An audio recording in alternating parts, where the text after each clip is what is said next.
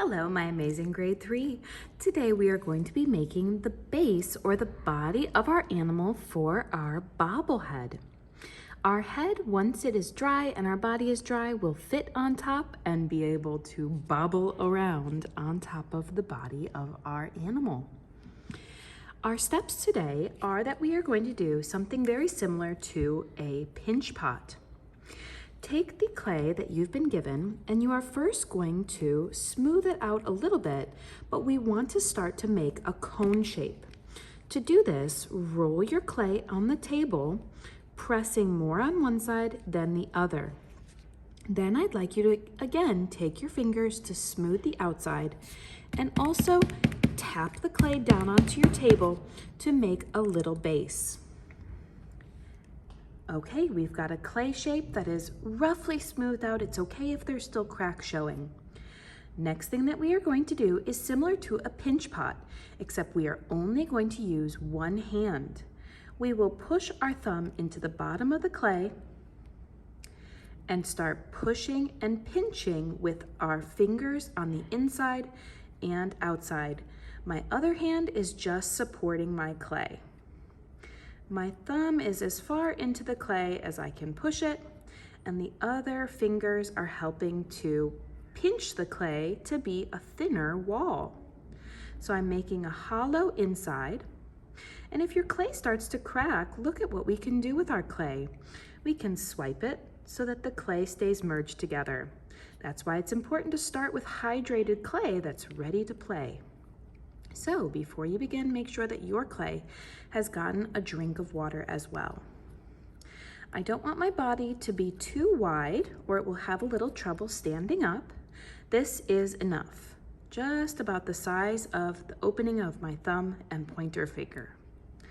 Okay, I've got the pointy top, I've got the open base, and now I'm ready to do the legs and the tail for my animal. With the rest of your clay, go ahead and make one coil. We want this coil to be as chubby as your thumb. And I'm gonna split this in half. These are gonna become the 2 feet on the front of my animal. Whenever you're attaching clay, make sure that you give a generous scratch. Touch your finger in the water before applying your clay on.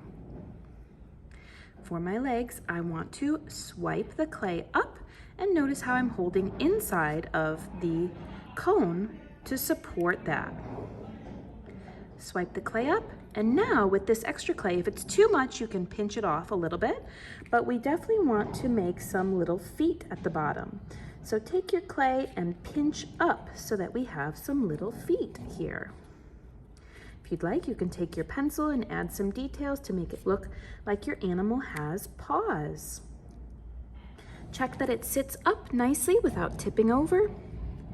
And after you're done with the paws, we can move on to doing the tail for our animal.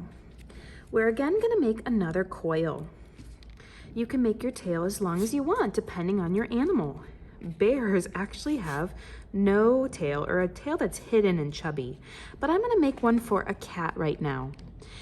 I want you to know that if you attach your tail like this, later it will fall off. If you attach it like this, again, it will probably fall off. So we want to attach our tail so that it actually holds up on the animal quite a lot, so that there's a lot of connection. Let's go ahead and scratch. Add water, and I'm gonna give my tail a little bit of a cute cat curl, I think, before applying it to my body. And then pinch and swipe the clay while supporting it from the inside. This little extra step helps those pieces stay on even better. My water can help smooth out cracks, and of course I need to move my clay with my finger as I'm doing it. Okay, I've got my legs, tail, and body. And just like that, we are finished with the body of our animal. Place it onto a name tag and by the window to dry.